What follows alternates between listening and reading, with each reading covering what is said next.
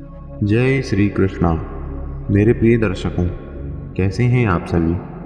मैं हूं आपके साथ श्री जगदम्बा पंचांग का प्रधान संपादक ज्योतिषाचार्य दीपक शास्त्री, और आप सभी देख रहे हैं माँ जगदम्बा ज्योतिष ज्ञान यूट्यूब चैनल। प्रिय दर्शकों, आप सभी के अनुरोध पर हम मेष लग्न की कुंडली में सूर्य ग्रह के 12 भावों में स्थित होने पर, 12 भावों में विराजमान होने पर कैसा फल जातक को प्राप्त होता है, सूर्य ग्रह कैसा फल देते हैं, इसके बारे में विस्तार से चर्चा कर रहे हैं। पूर्व में हमने आपको सूर्य ग्रह के मेष लग्न की कुंडली में लग्न, द्वितीय, तृतीय, चतुर्थ, पंचम, छठे, सातवें, आठवें और नौवें इन भावों में बैठने पर कैसा फल जातक को प्राप्त होता है, इसके बारे में विस्तार से बताया है।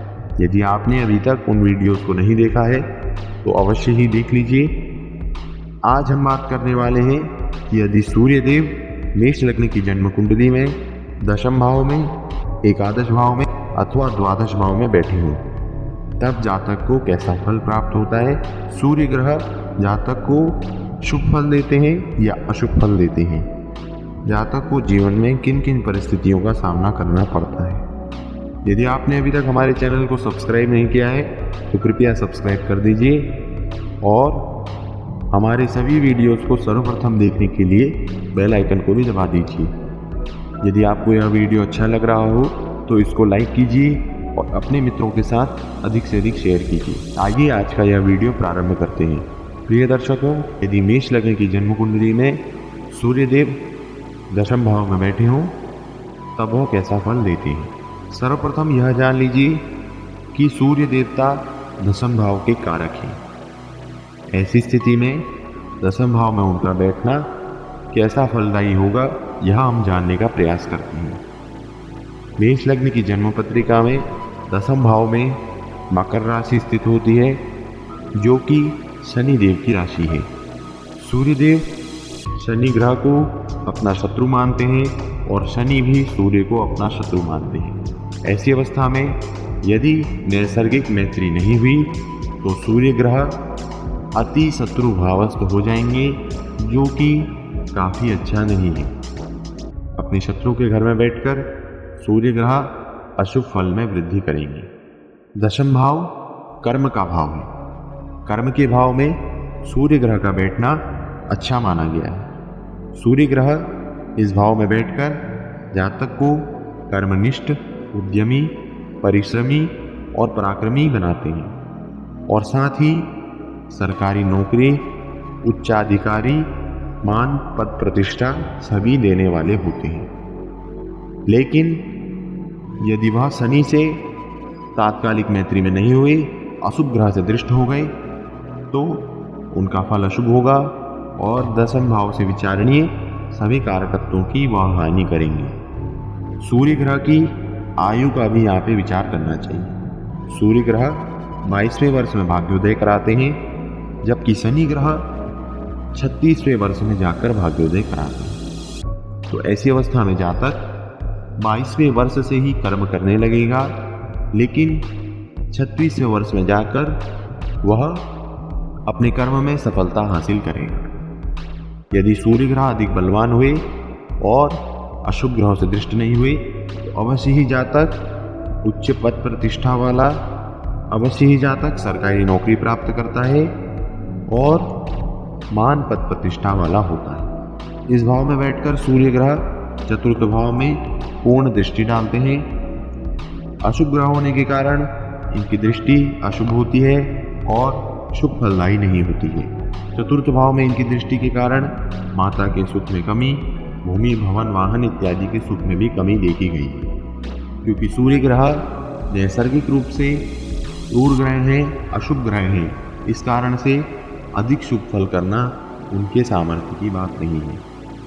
लेकिन यदि वह शुभ ग्रहों से दृष्ट हुए और शनि ग्रह से तात्कालिक मैत्री में हुए तो वह जातक को जीवन में किसी प्रकार की कमी नहीं होने देंगे। ऐसे जातक कर्मनिष्ठ हुआ करते हैं, लक्ष्य प्राप्ति के लिए डटे रहते हैं और अपनी कर्म सिद्धि के लिए क्रूरता को भी अपना लेते हैं।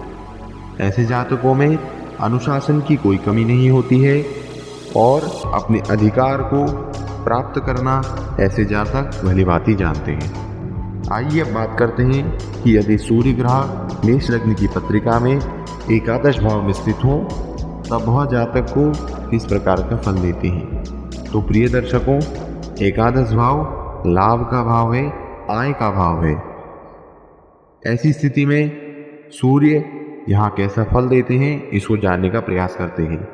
मेष लग्न की पत्रिका में एकादश भाव में कुंभ राशि स्थित होगी, जिसके स्वामी शनिदेव हैं। और शनिदेव पूर्ववत आप जानते हैं कि सूर्य ग्रह के मित्र नहीं है, शत्रु हैं। और यदि तात्कालिक मैत्री नहीं हुई तो सूर्य देवता अति शत्रु भावस्थ हो जाएंगे, जो कि अधिक फलदायी नहीं रहेगा।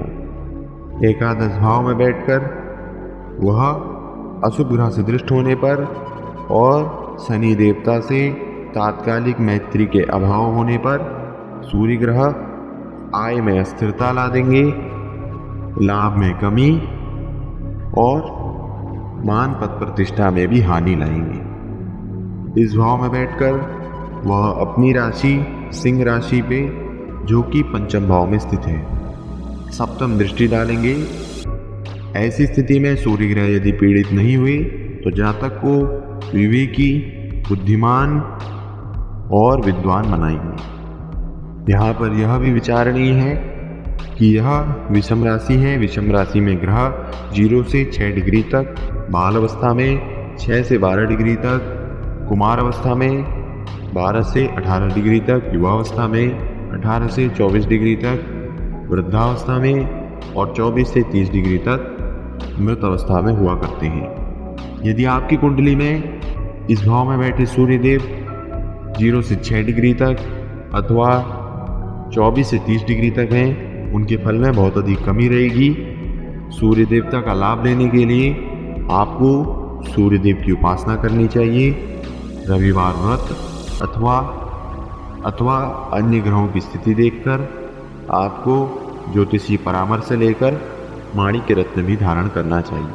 प्रिय दर्शकों, इस कार्यक्रम में हम आपको एक ग्रह के ही दृष्टिकोण से सारा फल बता रहे हैं, इसलिए यह फल पूर्णतया सटीक नहीं हो सकता। अन्य ग्रहों के कारण इस फल में परिवर्तन आ सकता है, इसलिए आपको अन्य ग्रहों का भी विचार करना अति आवश्यक है। यदि आप हमारे साथ निरंतर जुड़े रहेंगे तो हम आपको सभी लग्नों में सभी ग्रहों के स्थित होने पर किस प्रकार का फल जातक को प्राप्त होता है यह आपको भली भांति समझ में आ जाएगा। ऐसा होने पर आपको फलादेश करने में, आपको कुंडली को अच्छे से समझने में कोई भी समस्या नहीं होगी। इसलिए आप हमारे साथ निरंतर जुड़े रहिए और कोई भी वीडियो मिस मत कीजिए। वीडियो को अंत तक अवश्य देखिए। आइए अब बात करते हैं कि यदि मेष लग्न की पत्रिका में सूर्य देवता द्वादश भाव में बैठ जाएं तो कैसा फल देते हैं। द्वादश भाव त्रिक स्थान है, अशुभ स्थान है।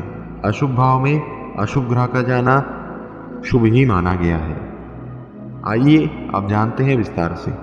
मेष लग्न की पत्रिका में द्वादश भाव में मीन राशि होगी, जिसके स्वामी बृहस्पति देव हैं। बृहस्पति देव सूर्य ग्रह के मित्र हैं, इसलिए मित्र भावस्थ होने के कारण सूर्य देव यहाँ पर अच्छा फल देने का प्रयास करेंगे। लेकिन इस भाव के कारकत्व क्या हैं, इसको भी ध्यान में रखना चाहिए। द्वादश भाव व्यय का स्थान है, हानि का स्थान है, कर्ज का स्थान है, मुकदमे का स्थान है, जेल का स्थान है, विदेश यात्रा का स्थान है, कलह का स्थान है, वृद्धावस्था का स्थान है। ऐसे में यह अशुभ स्थान है। ऐसे में सूर्य ग्रह यहाँ पर बैठेंगे, इन सभी कारकत्वों पर उनका प्रभाव रहेगा।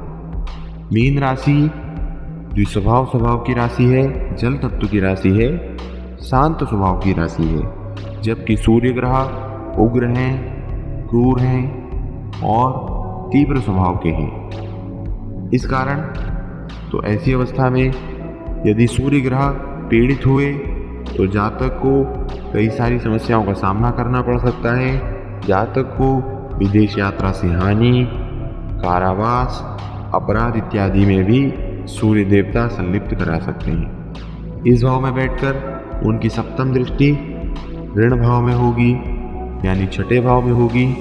इसलिए रोग रिपु ऋण इनकी भी हानि होगी।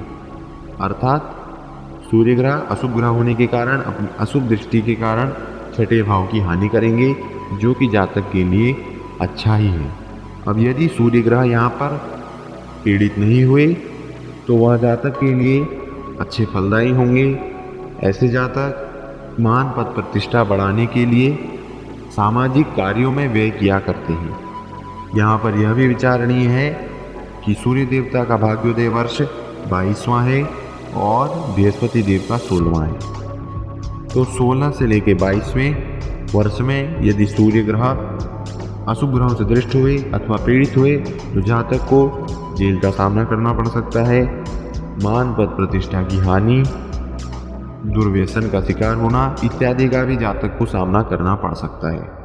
तो प्रिय दर्शकों, आज हमने मेष लग्न की पत्रिका में दशम, एकादश और द्वादश इन तीनों भावों में सूर्य देव के विराजमान होने पर जातक को जीवन में कैसा फल प्राप्त होता है इसके बारे में विस्तार से जाना। आशा करते हैं आपको यह वीडियो अच्छा लगा होगा।